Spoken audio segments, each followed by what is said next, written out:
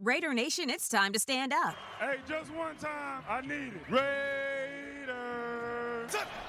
Third down and a long one. Jacobs back in the game. The rookie for the touchdown. Snap for the gun. He's sacked. He is going down. Max Crosby. Pass on the slant, complete. 3. Raider Nation, stand up. Please stand up. The best part of your week starts right now. The Cover 3 Raider podcast. Let's go east to west to Pacific now with in Jersey, Brick City, out there, Monster Mash Ken with the fresh jersey on. I see that logo that 50 logo is so like on the front, and the C is so big. It's huge. Whose jersey is that? 21. Eric Allen's Eric Allen. Namdi Asamoah. Is it Cliff Branch? Namdi Asamoah. Yeah. Sean Smith? No. This is my favorite, man. He's my favorite. That's why I love Sean. I brought up 2 really good 21s, and Sean will throw it. Sean Smith. I love it. I love it. I love that. I am doing. He could have said the other dude, the rookie. What's his name? Amik Robinson. He gets one more year to be safe. Yeah, he gets one more year. I'm Dwayne Douglas. I'm podcasting all the beautiful shows of the Pacific Ocean out here in California, and then out there in the Pacific, chilling. Out there with the rainbows in Hawaii. The autumn wind is blowing back. Autumn wind is blowing back here. Is Sean very slightly. Yes, yeah, it is. Has been for 25 years. It's Sean Oahu Raider, and please make sure you spell Sean S-E-A-N. Yeah, S-E-A-N. Hey, please. Dwayne. Please. Dwayne, why are you wearing Chiefs colors or Washington Redskin colors, man? Why do you wear silver and black? So this is an ongoing. I had to take a jab, man. This is the ongoing thing I have in the DMs. They're asking. Thank you for watching the Cover 3D Raider podcast and listening to it. But I'm wearing my USC Trojan sweatshirt, and sometimes I wear Lakers stuff. Sometimes I wear San Francisco Giants stuff because those are my other teams. But people keep giving me crap about not wearing Raider stuff, so I'm just gonna not wear Raider stuff because that's just me. I'm a fake fan now. Okay, yeah. All the blood, sweat, and tears for all these years. I'm not a fake fan. That'd be funny. Thank you for watching us on Cover 3D Raiders podcast channel on YouTube. We appreciate that. Keep those. Smash that like button to whatever everything the kids say nowadays. Go ahead and do that. We appreciate that. You can also find the Put on Waivers podcast, NFL, and the Put on Waivers MLB show on that same channel. 858-429-9465 is the text line number for folks listening in Compton, California, San Diego, Hawaii, and Cleveland, and Tallahassee, Florida. Thank you for listening. And also Atlanta, Georgia. Don't want to forget you. I want to shout out 2 new followers, Bionic Raider and AAA Beats on Twitter. Thank you for following the show. And a shout out to Raider Rich and Bourbon Raider. Twitter has this thing now where you can it's almost like a 8-way, or as many people, you can invite people to almost a call thing over. I don't even know what that is. I don't know what it is, but I saw that Phil Jones had one because it was his birthday, and we were just talking a bunch of shit about the Raiders on it, and it was actually a 45-minute conversation. It was actually really funny. It was really, really funny. So shout out to Phil Jones and the Unfiltered podcast, all those things like that. Had a conversation with James Amato, who is my partner on the Put on Waivers MLB show. He's a big Patriot fan. Yep. He's actually a real Patriot fan. The guy has a Steve Rogan jersey. He actually knows who Stanley Morgan is. He's a real Patriot fan. He knows when the Patriots were actually going to move to Hartford. So my biggest thing with that is Julian Edelman, the East Coast media. I love y'all because y'all crazy. Great player. The throwback pass against Baltimore in the playoffs, great play. The catch against Atlanta, I mean, you just can't make a better play than that. Always been a clutch performer for the Patriots, but number 11 is a fine player. The 7th round pick, Kent State. Great story, Ken, but he is not a Hall of Famer. You know, Edelman is obviously a great addition. It worked well in Belichick's system and Brady. And with Welker leaving and all the production that Welker had, and you get somebody like Edelman, who's a mirror image and was able just to pick it up and go. Yeah. So I think that kind of gave him a boost and it helped him with his credibility. But he delivered, and at the Hall of Fame career, not first ballot, and I don't even know if it's ever going to be. And I think what helps him is because he was part of championship teams and he played for Belichick and the Patriots. I mean, that's odd. Unlike, if you're a Raider, you have to wait, till you die pretty much to get in the Hall of Fame.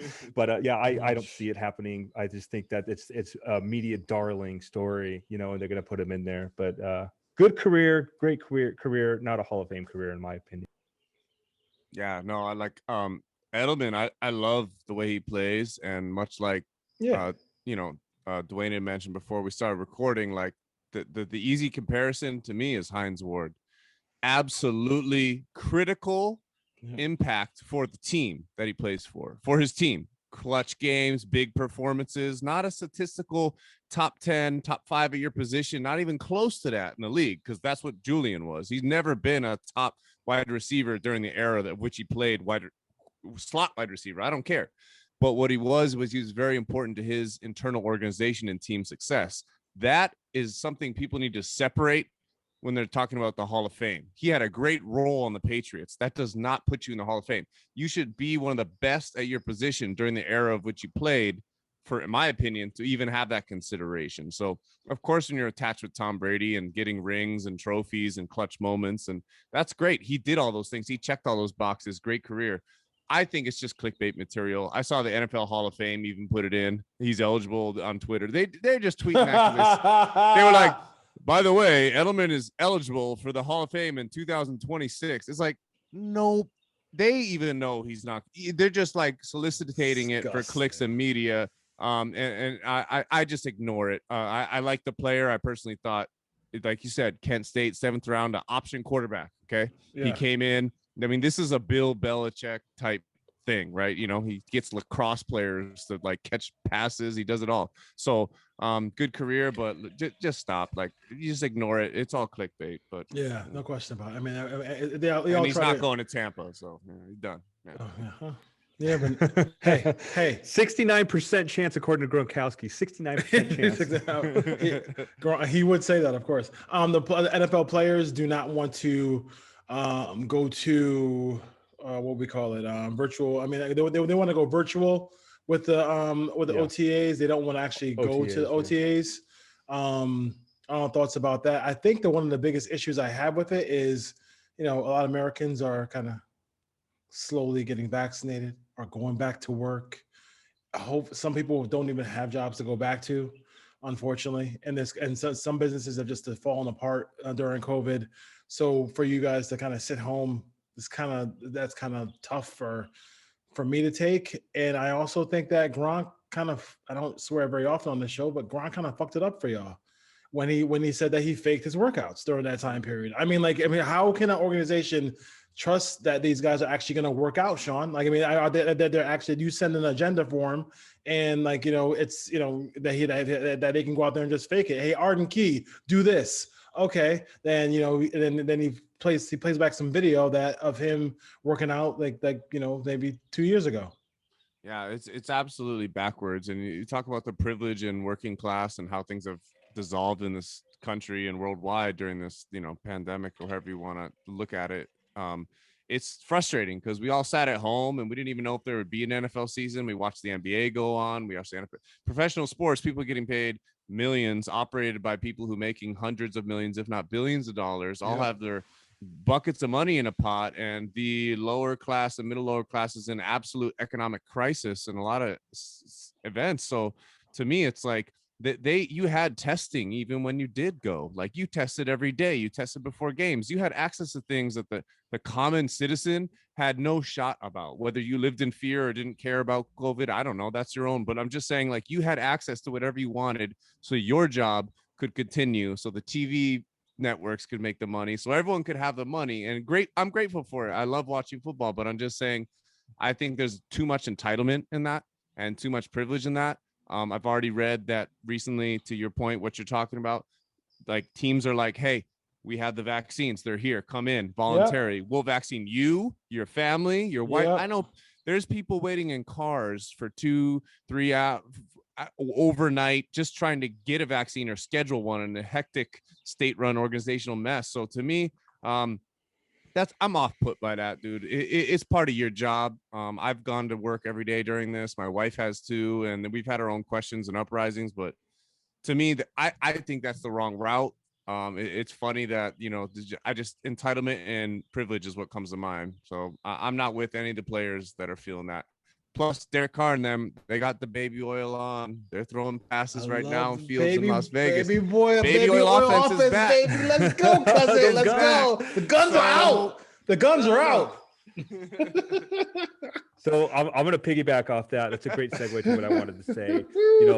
Like him or love him, Derek Carr is going to be out there. I know a lot of people give him flack, but he's not going to be one of those guys that sit at home. Oh, no. He's all about it. And he'd be at practice tomorrow if they called it. Yep. He'd be at practice tomorrow. Right. And that's you can't say that about the 32 other quarterbacks.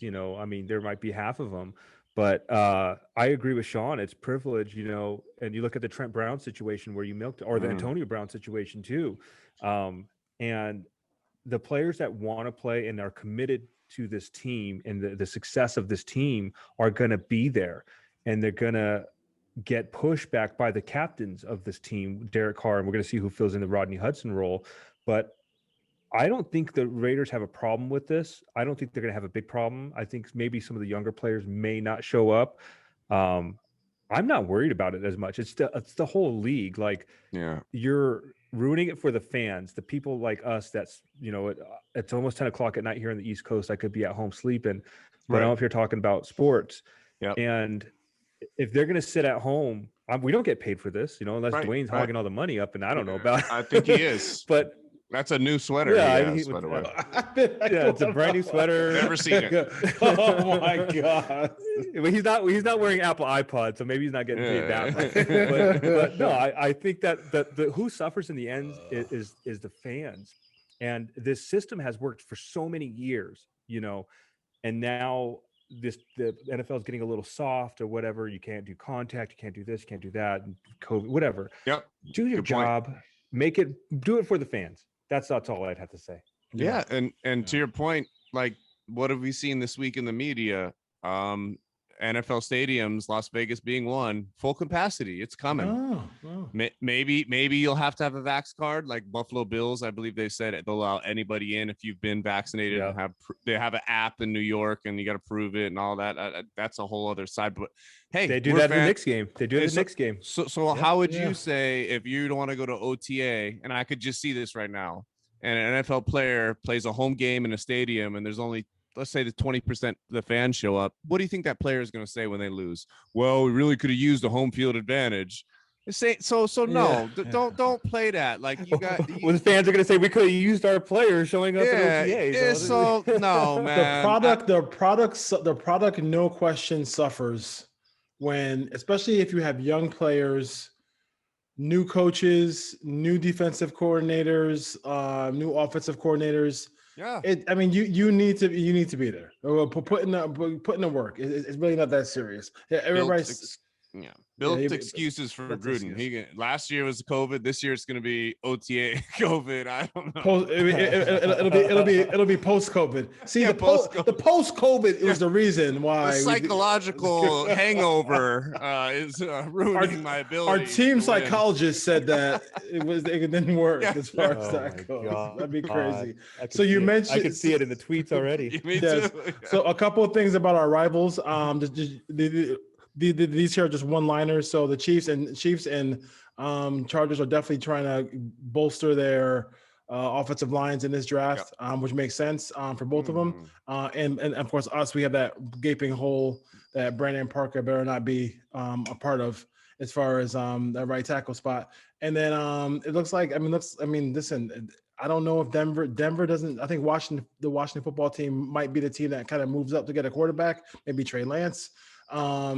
But I don't know if the Broncos are going to be in for a quarterback. I think Drew Lock is going to be the guy for next year, which is a good move. Go ahead and do that. I appreciate that. I think Yeah, we're okay with that. my honest assessment of Drew Lock is he should start for the Broncos. Sean, Sean, you had a poll online that you want to talk about. Yeah, so just trying to engage with the fans and everything. So just seeing that, because yesterday was talked about, it finally went through. So Jadavion Clowney, who was associated with the Raiders, last off season, before trade deadlines, increased pass rush, defensive line.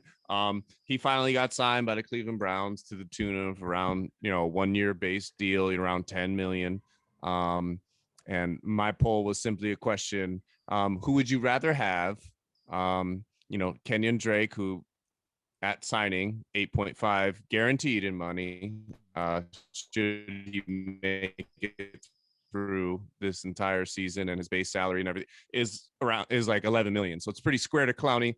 My question is who would you rather have at that kind of money, considering the team needs? So I'll let you, Dwayne and Ken, or whoever you guys go and say who you would rather have, considering the value. I know Drake's on a 2-year deal. I'm just saying, in 2021, would you rather have Clowney on your roster or Kenny Drake on your roster for a similar type of financial spending spree?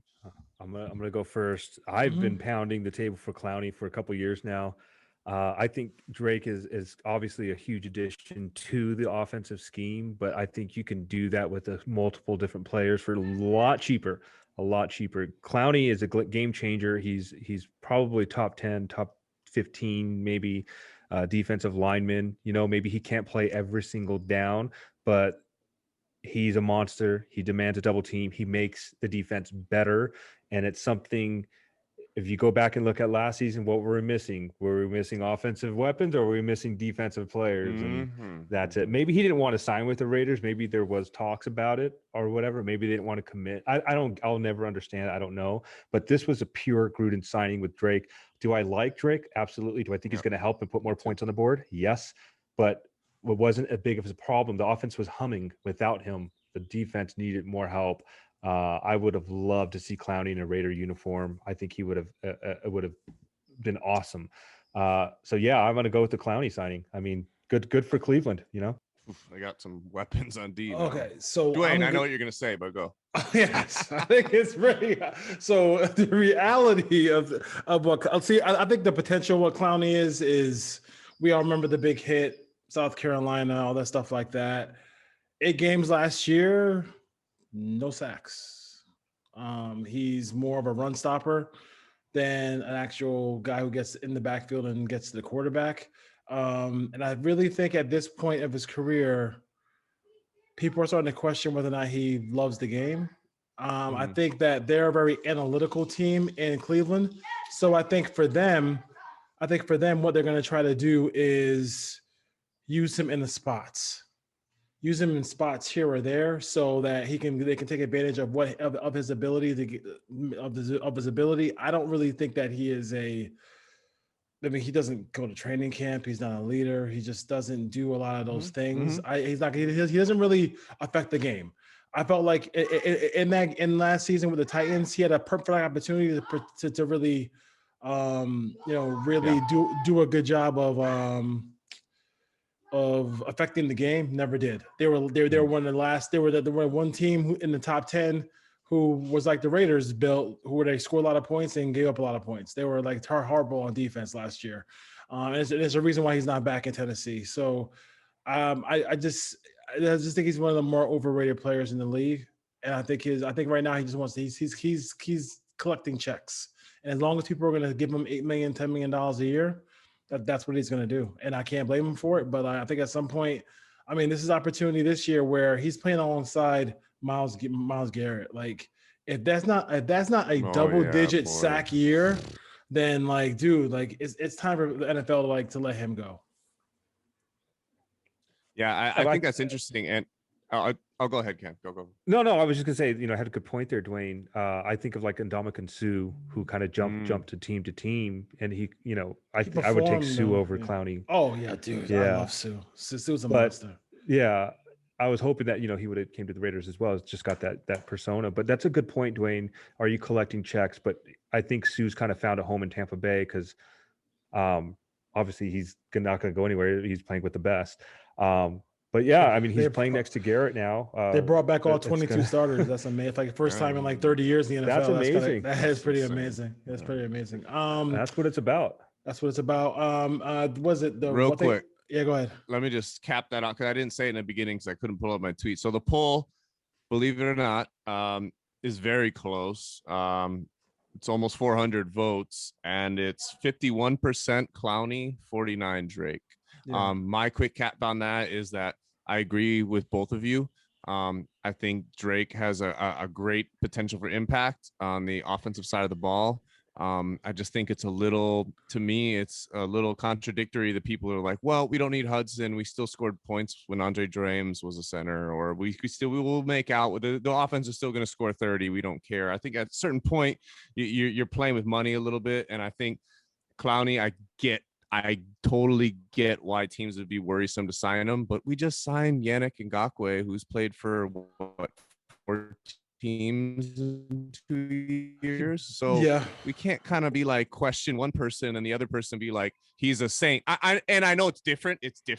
But overall, I'm just saying we had to heavily investigate Yannick, who I think was a great signing. But I mean, like at the end of the day, you're expecting Jefferson, Solomon Thomas, these other guys to play critical roles, Crosby to be healthy. I personally, I think it's hard. I still feel Kenyon Drake was a luxury addition. I'd rather that money have gone defense. If it ended up with Clowney, I would have been like, shit, I don't really like Clowney, but I'd be like, I get why they're doing it because we have 2 very good quarterbacks in our division that need to be under duress in Mahomes and Herbert. So we'll see, man. And there's some still, and there's names still out there. Melvin Ingram has not signed. Geno Atkins hasn't signed. And every day that passes, it becomes the money goes down. Gets less and less. So I think at this point, some of the guys are waiting for after the drafts. Interesting that, and maybe Richard Sherman, who's been hanging out in Las Vegas. I don't know if he's what he said. He is his own agent, and I think he is also a guy. Yeah, he's gonna. Yeah, I think so. We'll see. We'll see. Hopefully, we'll see.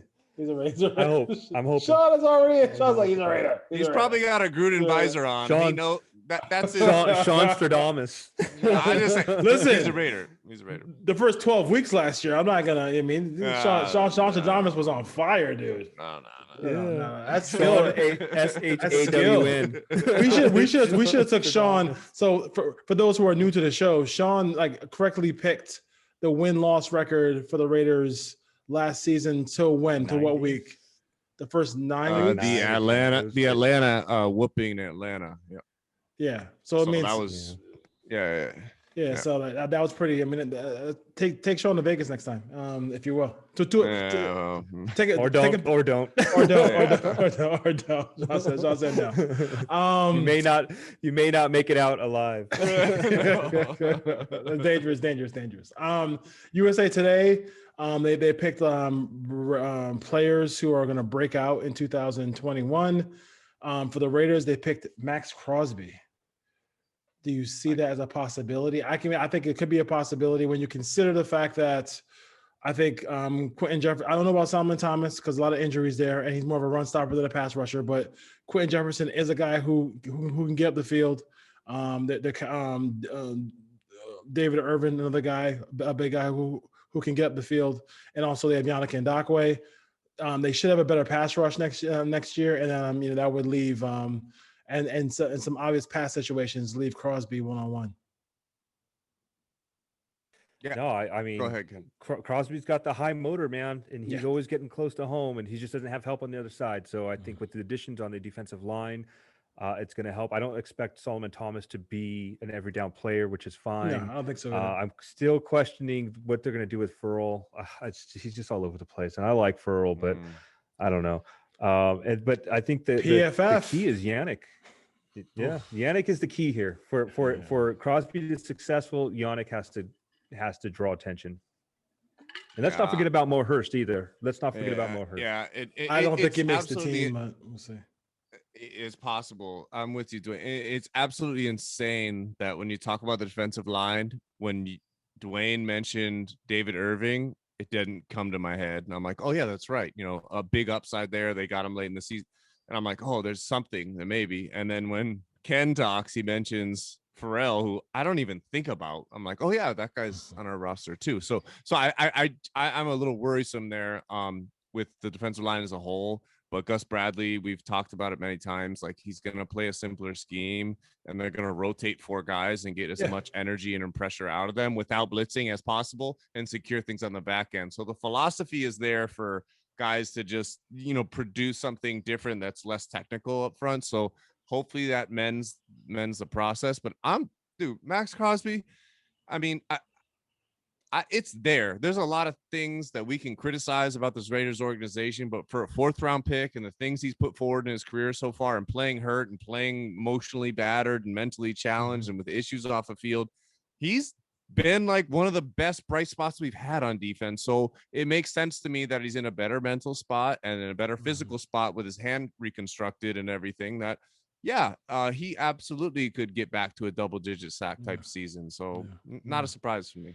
Yeah, and he might become Bionic Raider with that hand with that hand all reconfigured there, right? As far as that goes.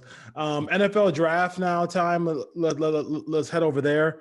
The linebacker situation with the Raiders. I don't know. Eric Barton. I don't know who. I mean, what's going on with the Raiders? The Raiders on linebacker. So listen, they have some. I think these linebackers will be better in this scheme. Morrow can run. They all can run.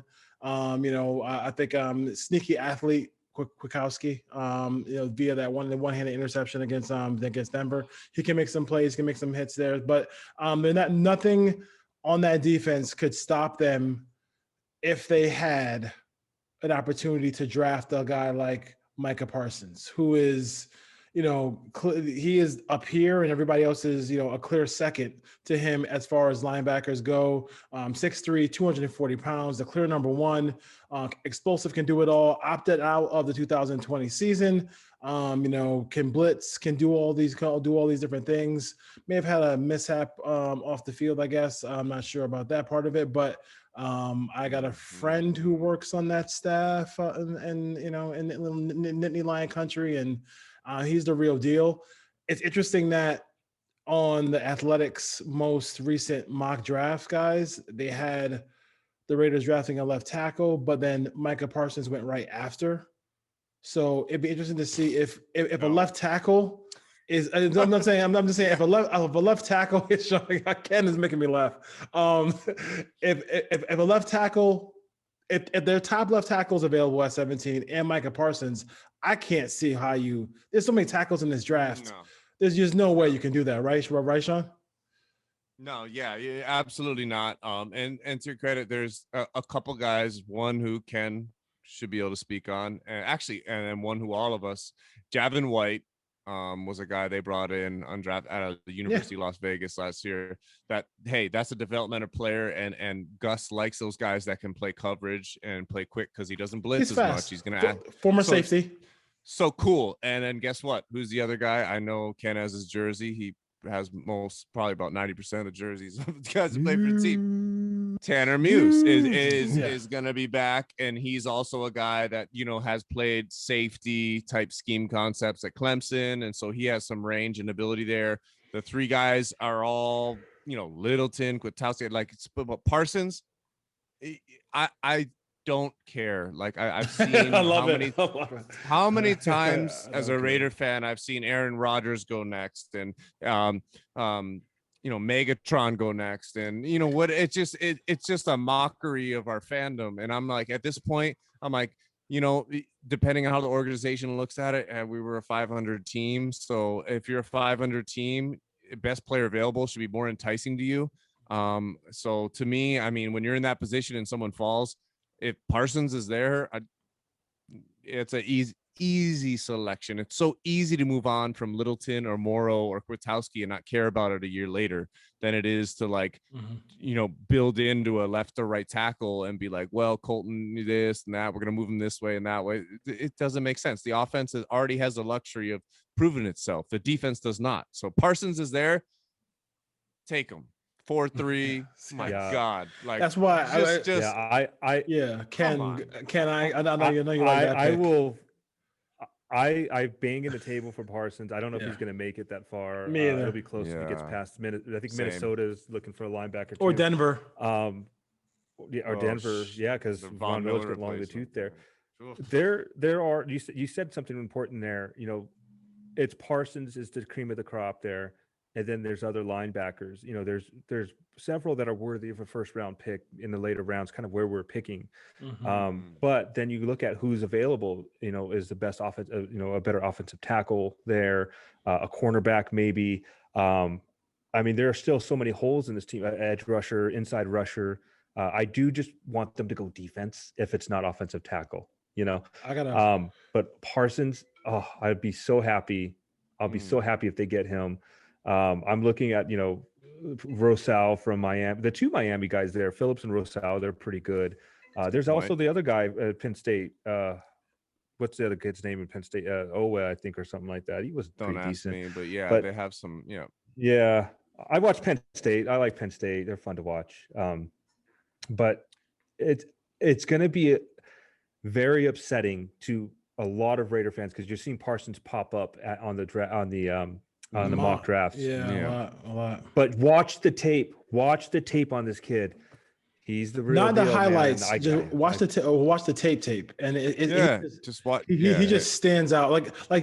he can move. You have a lunchtime at work. Put your phone up and just watch the tape. Watch the tape. Do a free trial and watch the tape. If you don't want to do it, We're gonna tweet out. We're gonna have to tweet it out. We're gonna do it